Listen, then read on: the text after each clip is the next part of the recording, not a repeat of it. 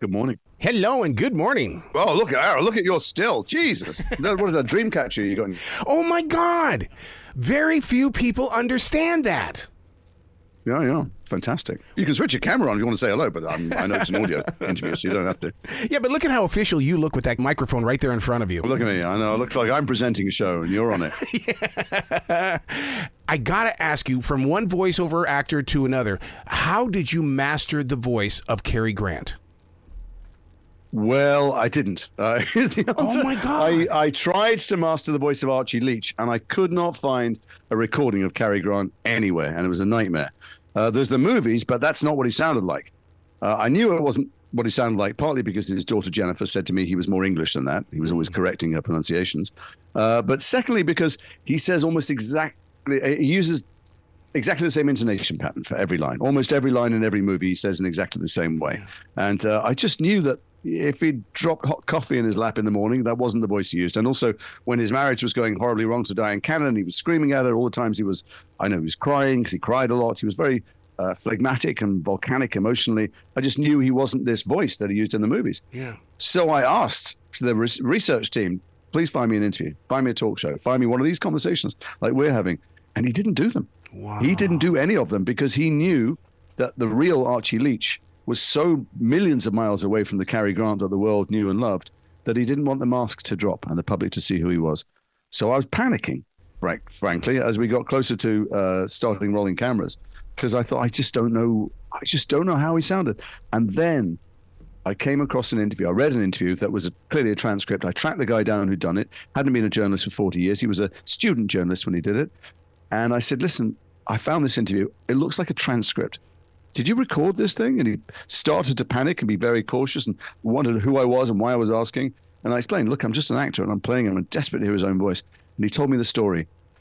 He had been a student and his university were doing a film festival, Cary Grant films. And so he wrote to Cary Grant's lawyer and said, is there any chance, I know Mr. Grant doesn't do movies, hasn't worked for decades, but is there any chance he would answer some written questions? And he got a letter back saying, if you phone this number on Saturday morning, you can have a chat. So he went down to the university radio department and he phoned up, not knowing what was going to happen. And sure enough, Barbara Grant, his fifth wife, got on the phone. She says, hold on a second, I'll just get Cary. And Cary Grant came on the phone. And this 22-year-old kid, you can hear him gulping and you hear his stomach going to knots. And Cary Grant, the very first thing he says is, you're not recording this, are you? I don't want this recorded. And he said, what? I was thinking, but you don't. I don't want it recorded. Wow. So he gestured to his friend in the booth. He said, stop. He said, sure. And his friend nodded. They had a conversation for an hour, at the end of which his friend said, I did record it. Obviously, I'm not stupid. Mm-hmm. And he hadn't played it to anyone in 40 years out of respect for Cary Grant's wishes. And I begged him, please. I said, I've got to know what he sounded like. And he played it to me. And that's the voice that I try to copy or inhabit in the show because it's much more insecure. And he's got a higher laugh, and he's just less of that kind of masculine certainty that he projects in all of his characters. Yeah. Essentially, if he's unflappable on screen, in life he was a very flappable man, very emotionally fragile, and his voice reflects that too. Wow. See, that opens up my eyes now to go back and watch it again because I was so convinced, but I have to remind myself that this movie isn't about Cary Grant, it's about Archie. No. And that I was so drawn into this because I think there are so many creative people that are silently going through these storms. I think that's absolutely right. I wouldn't have taken the job if it was to play Cary Grant because you'd be a moron to try and replicate the world's sexiest and most beloved man for 30 years. The thing is, he struggled to play the world's sexiest man for 30 years because behind closed doors, he wasn't that at all. He was extremely vulnerable and extremely angry, full of rage and self-hatred and felt unlovable. Ironically, having won the love of the entire world, he still felt like the child he had been, who was so badly abused and neglected and abandoned, who was permanently starving. Just couldn't eat anywhere. So ate everything. Adult Cary Grant ate unrelated to hunger. What was on his plate, what was on Dyan's plate, what was on anyone else's plate, and then couldn't bear to see food in the waste bin. Just retrieved it all the time, put it in the fridge, told Jennifer off if she ever didn't completely finish every part of an apple. I think that the challenge here was to throw away the expectations of the audience who think they're going to watch Cary Grant and surprise them by going, this is who he was when he stepped through his front door. Wow. You know, you talk about that apple. I in my own personal life, dude, my dad would say the same thing. Every bit of that apple better be gone. And to this day, I eat every single bit of that apple. There is no apple core. No, that makes sense. Look, my dad's 91. And when he was a kid, was a little kid, even the day he started school, they came to get him in the middle of the day and went, Isaacs. They pulled him out and they said, you're not at this school anymore. Because his dad was a bit of a ne'er-do-well and was continually not managing to pay rent. And they were kicked out of their house, or bailiffs came to take everything away. And he's 91 years old and he still has nightmares about bailiffs. Well, that's not a fraction as abusive as Cary Grant's childhood was. And so while he was the most beloved person in the world, and as Dyan said to me, honey, we walk into a room and everybody wanted him. I mean, people stopped breathing, the men, the women. He just radiated beauty, but he felt disgusting. And he felt he was unlovable. And so all the people that he married, for instance, and the other relationships he had, he drove them away. He made them reject him by behaving so abominably that he was testing them. And sure enough, in the end, it fulfilled exactly what he expected. They abandoned him. He was a very troubled man. Listeners need to understand this is on Britbox, and I invested in Britbox about a year ago, and it's really the greatest thing because I get British actors, I get British storylines, and so this is something, Archie is something that they need to put onto their plate to do this weekend. No, I mean, I hope. By the way, if I make it sound depressing, when I took the job, thinking, okay, I can play Archie Leach, I can't play Cary Grant, that's fine, I'll play him. But where's this going to go? And I read the scripts, and the point of connection with me is that in the end, I think what saved him, what began to help him heal, was that he had a kid, and he started to love this child in an uncomplicated way. And he didn't expect love back from her, and he didn't force her to leave him, and he didn't bully her and manipulate her. He just wondered at this child who just loved him absolutely, like children do. And it was in the act of giving love that he started to find himself, because he'd been seeking love his whole life. And for me, that was the kind of the redemptive arc of it that made it a story worth telling. So how did Dyan and Jennifer act and react while this was coming together? Because, I mean, this is their life. Sure. I mean, this is touchy stuff. So Jeff Pope, the brilliant writer who has a long history of taking real-life stories and making award-winning drama out of them. Americans will know him from Philomena and Stan and Ollie, but British people know him for a lot of very political stuff and crime-based stuff. He read Jennifer's book at an airport, and Jennifer had a very different picture of Cary Grant. He was a doting dad. He'd retired from acting, and he just focused all of his energy and life into giving her the perfect childhood that he didn't have. So she wrote this book, and he read it and went, wow, that's the biggest star in the world, stopped acting and became a stay-at-home dad. That's so wild. Then he got hold of Dyan's book, and he went, ooh, that's who he was. Oh, wow. I had no idea. So they have very different stories to tell, Jeff. And Jeff was very clear to them early on, look, I'll bring you on board. You can be executive producers. It's my story. I'm not going to temper anything or hold back for fear of upsetting either of you. I want to tell the story as I find it to be true and believe it to be true. And they both, I have to say, hats off to them. It was very brave of them, particularly Jennifer, to watch her dad, who she really didn't see anything negative about, portrayed with so many faults and such a kind of cracked mold. But she's an artist, and she wanted to tell the full story of the full man. Dyan, on the other hand, you're right. We are reliving some of the most painful moments of her life. And when I was talking to her, and she was incredibly candid with me. I mean, I asked her the most personal questions you could ever ask anybody. I'm sure you can imagine.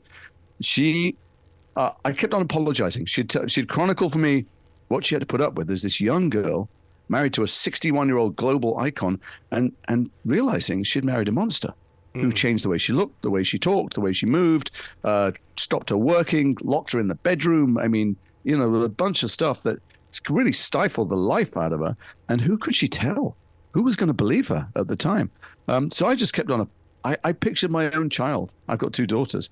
I just kept on apologizing to this 86-year-old lady for what happened to her when she was 26 and 27.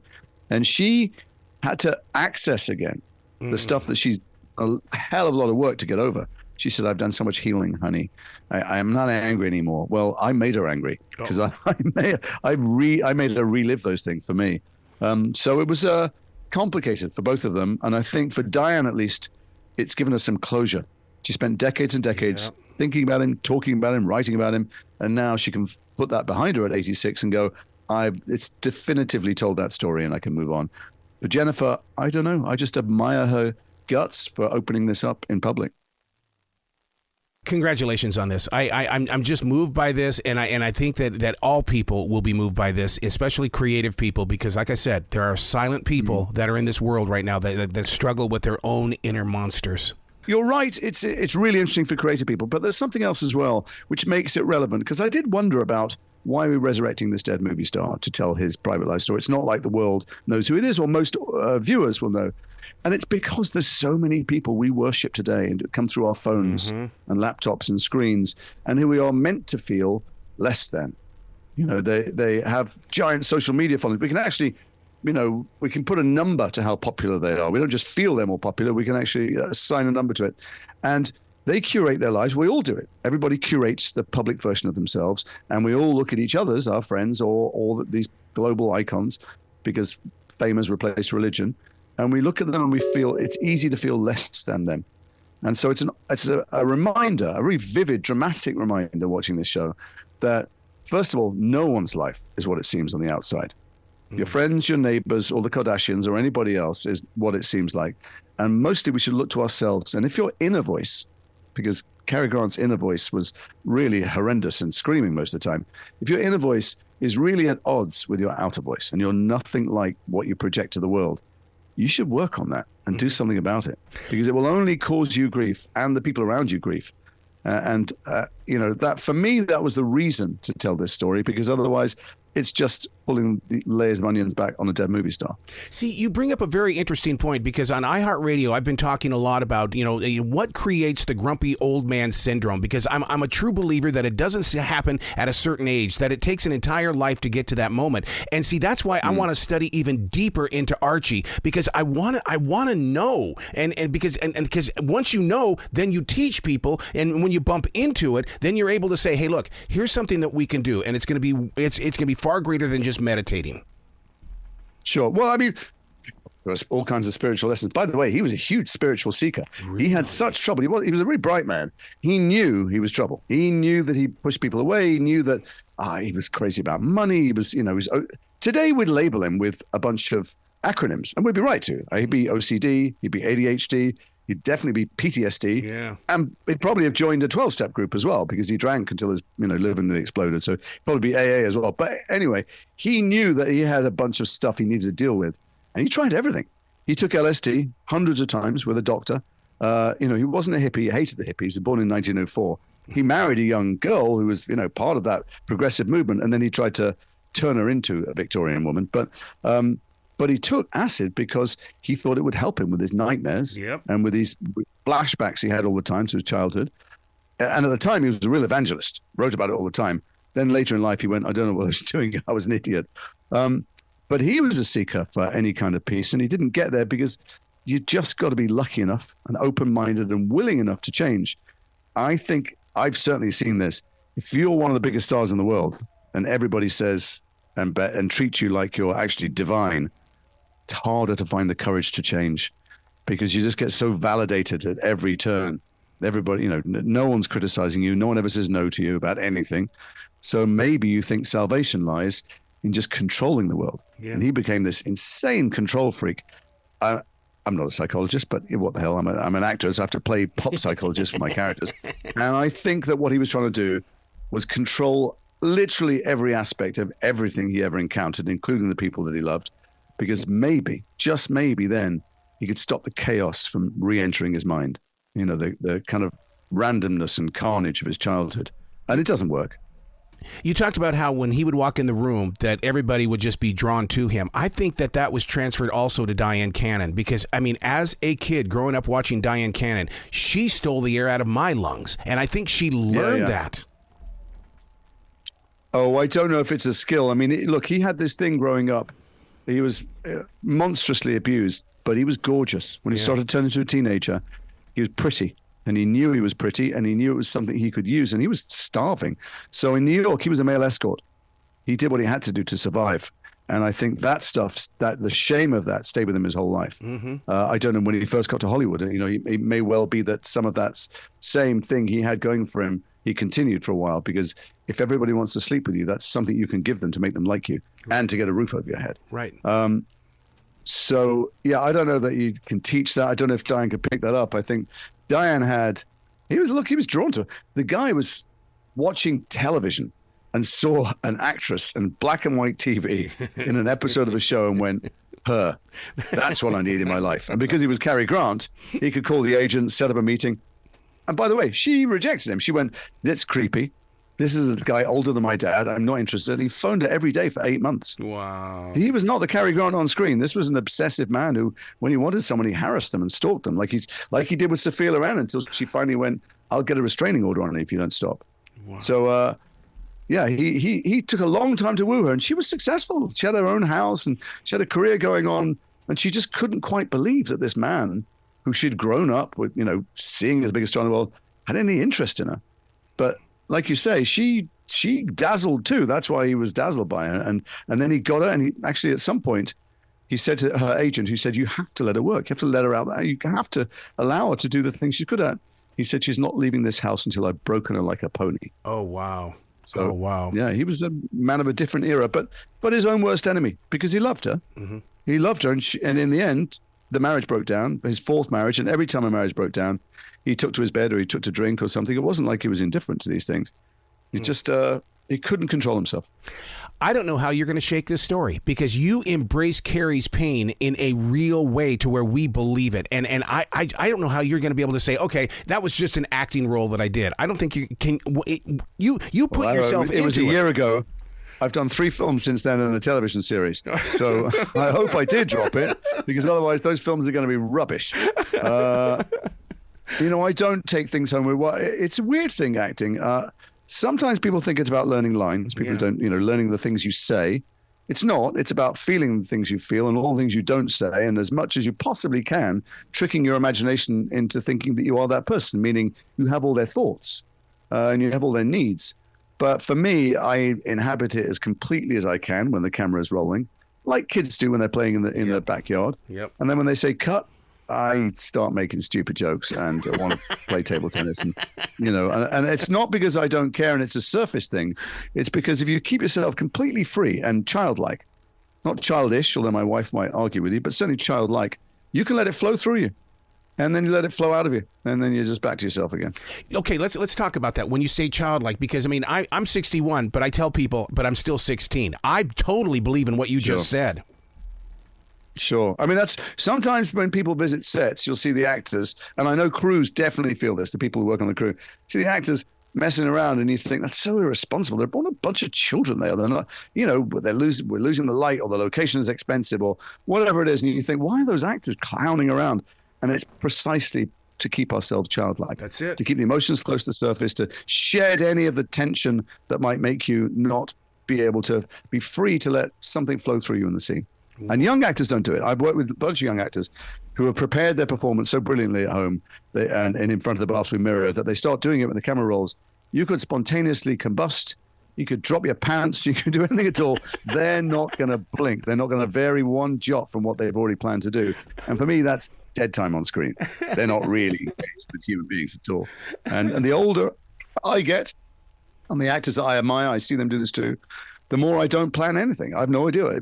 Whether the script says you're going to cry or shout, whatever, I just ignore it completely. I know what's going to, I know where we've come from. And I know we need to get to, and I have no idea how we're going to get there. And I just stay loose, and it's like an improvised dance. Yep. And so the woman who plays Dyan Cannon, Laura Aikman, who's a phenomenal actress, who I think doesn't get as much credit as she deserves because she looks a bit like Dyan, and as if somehow made it easier to be Dyan, but it didn't. She's a tremendous actress, but she is so nimble and present that we just, zigged and zagged together, and the director and Jeff, the writer, just let us go, and whatever any of us had planned for the scenes, they often came out completely differently.